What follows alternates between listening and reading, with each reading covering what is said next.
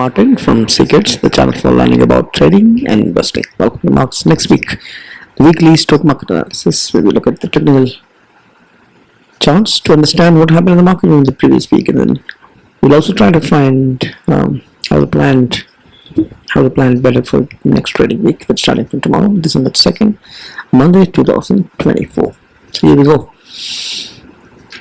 This is a both side view, a weekly view of the charts. You can see that there's trend line, kind of a channel almost like that. And it just hit the top of the channel and then retracement was going on. Market seems to have found some support at the 50 at the moving average supports and then bouncing. The daily of the Nifty is seen on the right side, where we see that the market had broken down from the head and shoulder pattern and then even breached the 200 exponential moving average that bounced up from there since the last 2 weeks. Here is the Banknifty charts that you see here, where ascending wedge is first narrowing and market when hit the bottom of that wedge and then seems to be attempting to recover and move up towards the top of the channel. Top of the wedge, right side, this is the daily view of the same Banknifty, where market has taken in and found a support at the parallel channel bottom and then bounced up with a gap up. So what exactly happened is it's nearly 1% of more continuation of the recovery from the last week. So that's 290 points on the Nifty. So that's the external recovery that we saw. The market has gained up some of the momentum and some of the trend. The trend is not crossed over yet. Banknifty also has attempted to recover and then did pretty much better than Nifty in the sense that it's nearly 1.8% of recovery last week, with the momentum the trend also picking up. 970 points cleared and it's well above the 20 exponential moving average, 50, 100, 200, everything. But Nifty is still striving to clear the 1500 exponential moving average. So if you look at the candlestick patterns, you see that it's a clear gap candle. Gap support would be there on the very downside, and it is also almost like a hammer with small wick on the top. So it's a small body irrespective of that, and the kind of volatility can be known from the wick size on the bottom. And look at the Banknifty's weekly charts. You see that it's a dodgy, it's very indecisive, very small body. So indecisiveness is there. And daily charts on the Nifty, you see that it was very volatile. It did the gap and then completely fall down to the bottom of that gap and cleared that gap and then bounced up. So it was very volatile in the case of Nifty last week. Even though end-to-end it cleared, it ended up with 0.9% of move. It was very volatile in the case of Nifty. And Banknifty had a clear gap up and then it was consolidating after the gap up, and that's the reason why Banknifty has performed well. But Banknifty also was very volatile, as you see that it moved up, down, one day up, one day down, one day up, likewise. So that's the volatile gap up, and that volatility is because it's facing huge resistances. You can also make note that the price action lower low, lower high will be clear only at about 540 somewhere there, and that's still not clear. So there is a possibility that it doesn't work out, and if that is cleared, then so 24,500 is very crucial. But on the other hand, is also consolidating, and this 53,000 52,800 has got a cap, and that is a major resistance. So but it has cleared the moving average resistances. So that's the story about that. Now Japan is clearly showing bullish bias on both, but it's consolidation, it's not expansion on the upside yet. So so that's the story. Now back to consolidation with bullish bias and pick up of momentum the sideways, and a volatile week for Nifty gapped up and then went volatile and met with resistance and struggled to maintain that because of the small resistances very close by in the form of gap in the case of Banknifty, in the form of moving average in the case of Nifty. So that's the story. Weekly bodies are hammers, small body, daily, small body hammers. We've seen that. Very indecisive is weekly body for the weekly candle for the Banknifty, and the daily candle it's more bullish. Its Friday's move is bullish, but it is again it's consolidations. It's an inside bar candles like you see here on daily, right? Because on Thursday we had big fall. So what's this big fall? Is not outcome, but it's inside bar. But otherwise, Friday was a recovery day. It was very volatile. So I'm not repeating that. Rest of the things are self-explanatory. It's bullish bias, consolidation, non-expansion. So there are sideways moves that could be anticipated as per the Burns bands from the daily and both dices.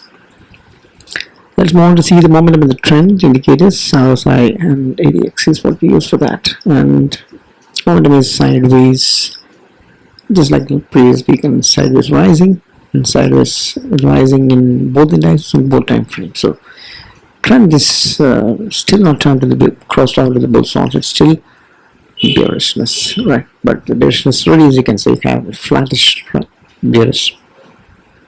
The flattish strength for the bearishness on the weekly, and we have flattish strength for the bullishness on the daily, right? And the negative bearishness for the weekly time frames, the Banknifty is falling. So bearishness is still there as a trend because crossover has not happened, but momentum has gained, and no, it's in the sideways and settled to move up. Sideways momentum and bearish trend is what we have as of now. India weeks has had 9% of up last week, previous week, but this week we had a 10% of fall. So which is cooler from the 16 to the 14.4s. And yeah, the spike in the weeks was following the election anticipation of the election outcomes, state elections, and it's cooled off naturally 10%, but still it's not really cooled off.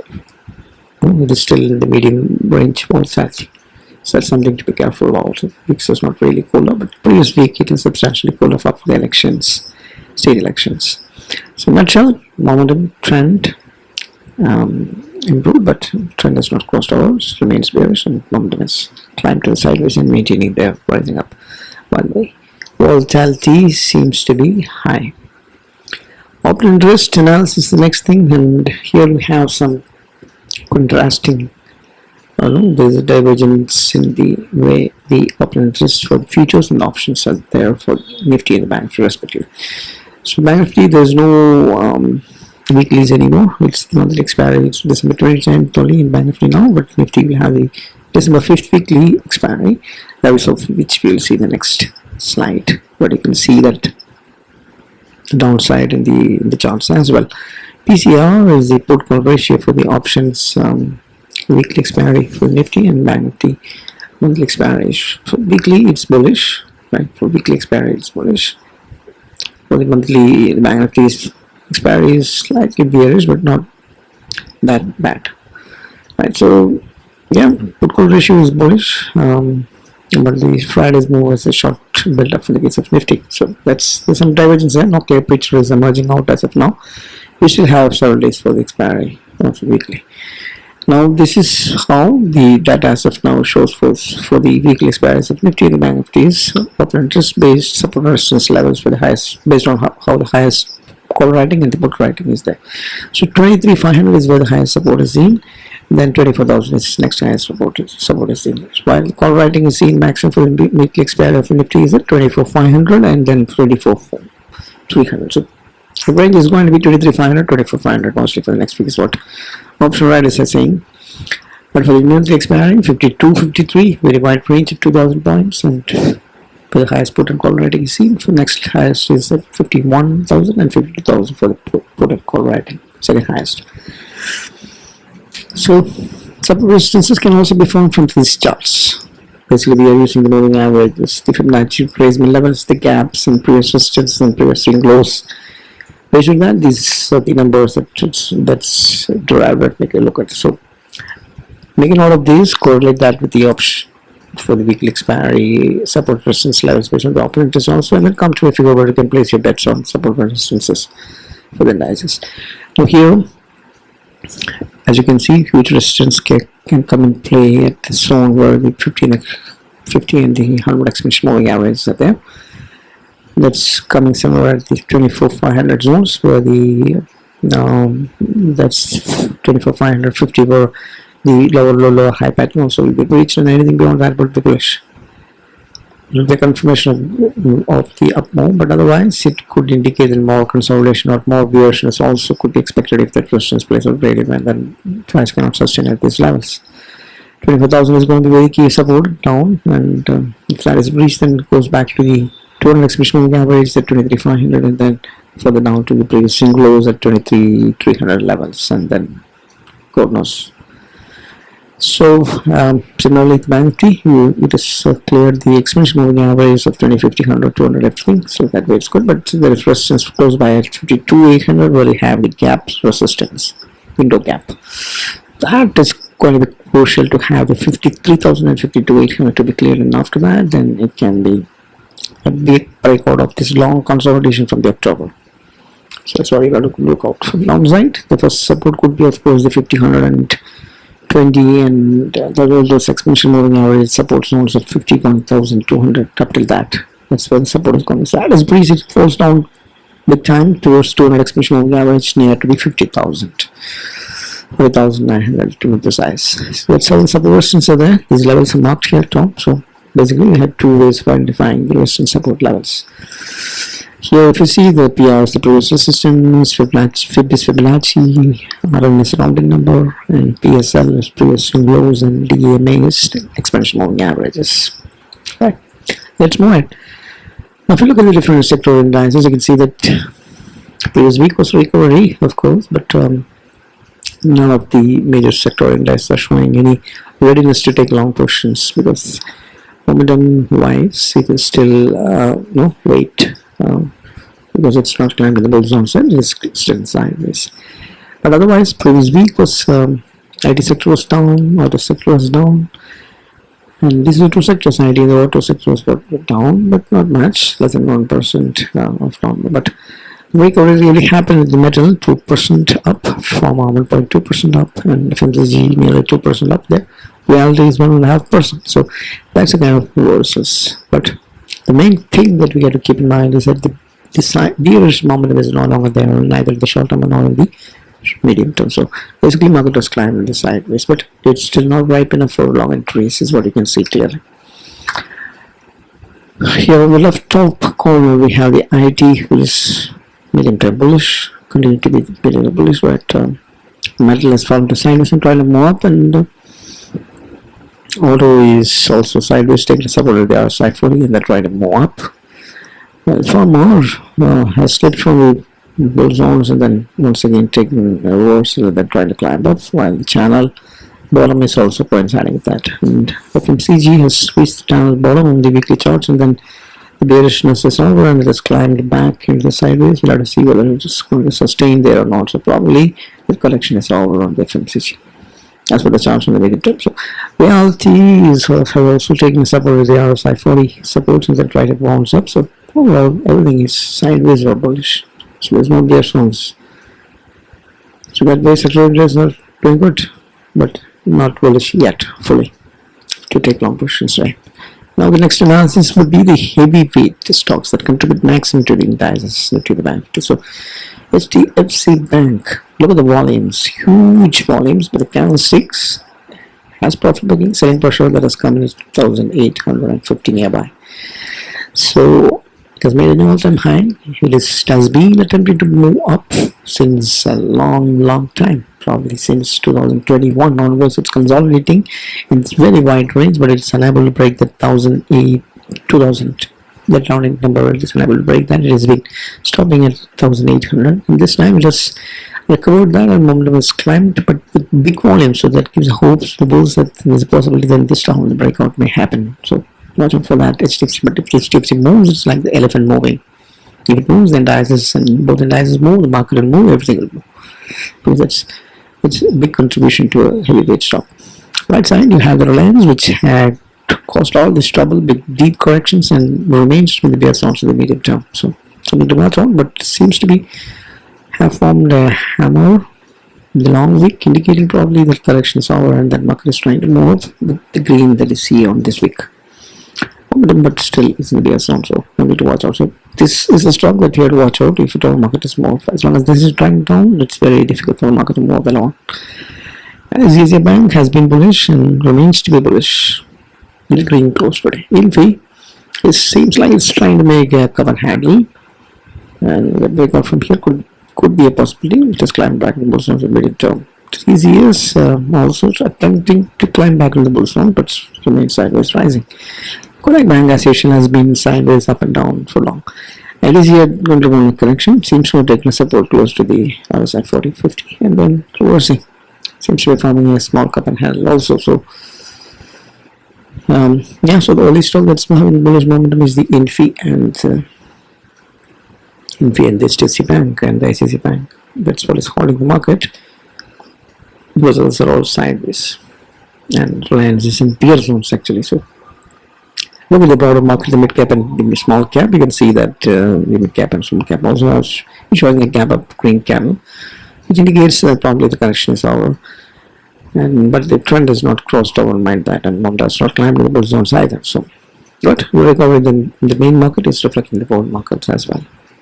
Moving ahead, let's try to understand how the institutional participation is at. The silence part of it, FIS continues to sell. They had a big time 9,000 crores of buying on one day, and after a couple of days, they had 11,000 crores of selling. That's a kind of selling. And net to net last week also 5,000 crores of selling is what FIS have done, and it is just because of the mutual fund from money or the domestic institutional purchase of 6,900 crores that the market has moved up.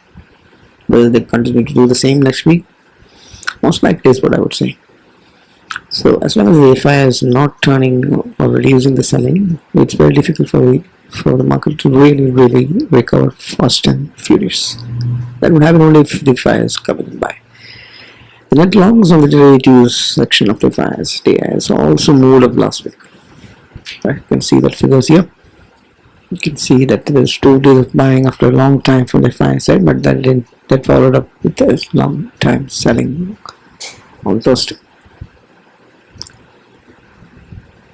So that's time for us to look at the global markets and the global commodities and the currencies. Currencies are, you can see that the US dollar has taken a dip after hitting the top of the consolidation zone, and it's at nearly 2% of down move.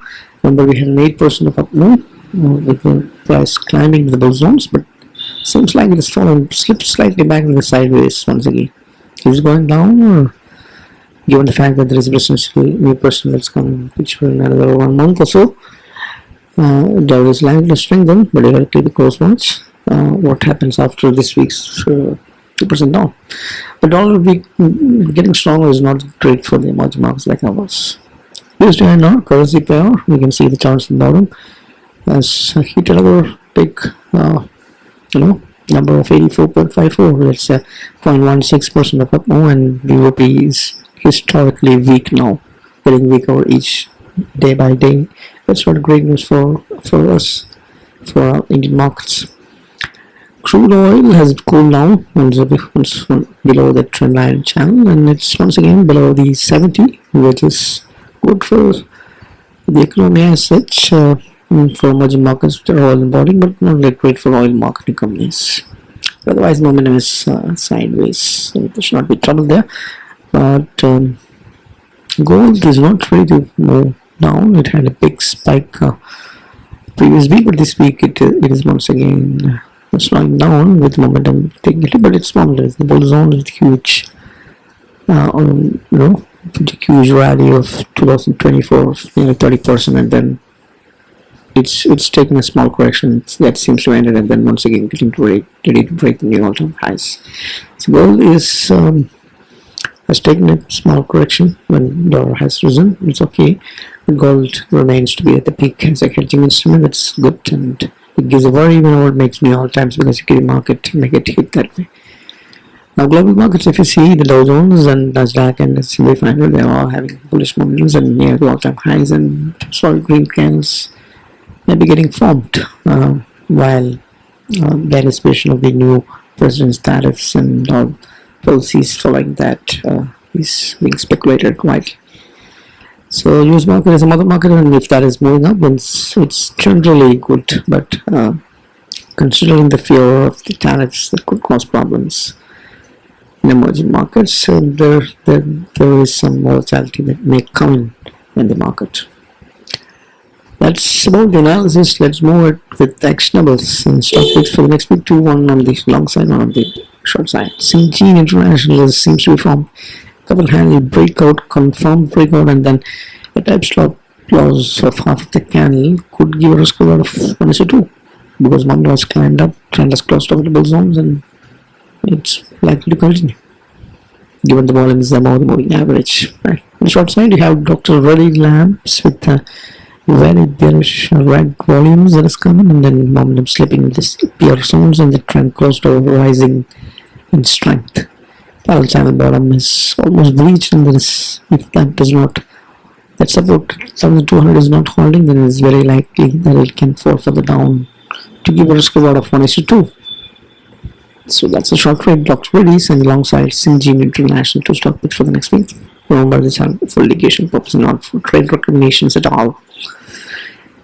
Now, actionable, let's say bear call spread. On the bear side, if market falls back, everything is fine. You don't lose money, but if it breaks out big time, which is less likely to happen as per my analysis, then we may have trouble. So it's a risk defined low margin, reasonable profit, probability of profit trading strategy for the weekly on the Nifty. So get out if there is breaching the range of 24,450. If the market is hovering around sideways, you will make money. Don't keep it for the last day, exit before the expand day itself. So it's risk defined F&O strategy on Nifty weekly bear call spread. It's time to wrap up. So market has recovered further for the last second week of recovery, and market closed positive, but with big resistance up there. And Nifty seems to have corrected 11.5%, and then seems to be correcting 2 weeks. But will the bearish trend turn around and the bullish momentum come back? Is the question. But if I continue to sell, there's a worry. And remember, we had a 72% of rally, and the correction is 11% that has happened about the days. So let's try to bucket all the factors in favor of the bulls and the bears. And for the bulls, domestic money flow is positive despite the FI selling. US markets are green, and the all-time high is also positive.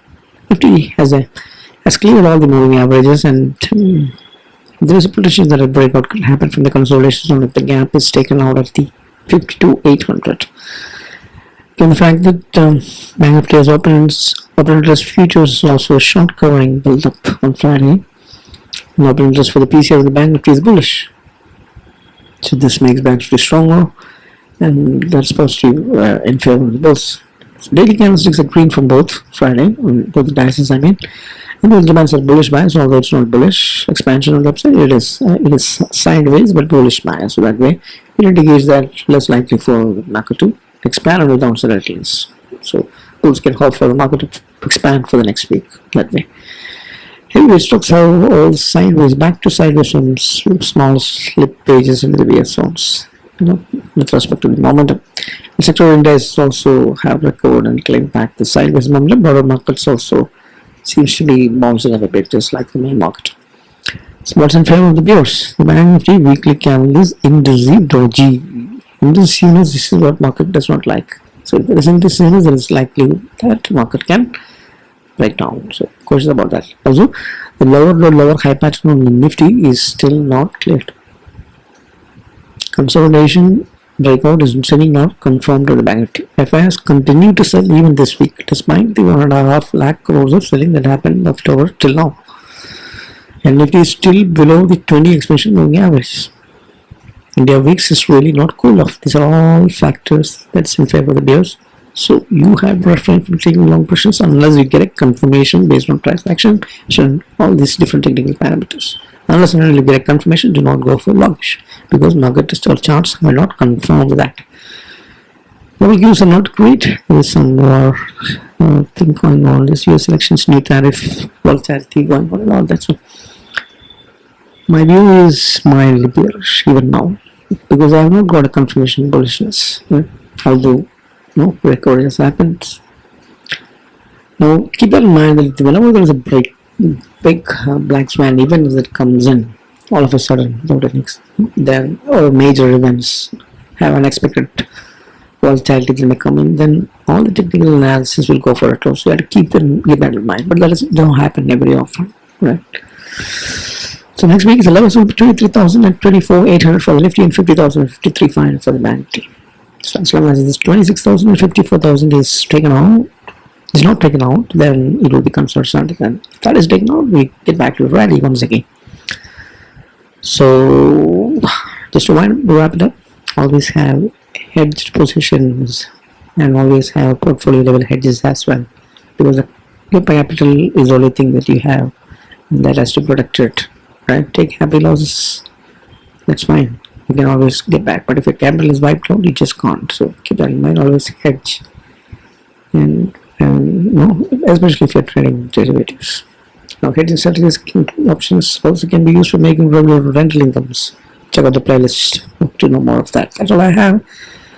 I'm also active on Twitter, the X, so I post in technical analysis charts and all that, so you can subscribe there as well.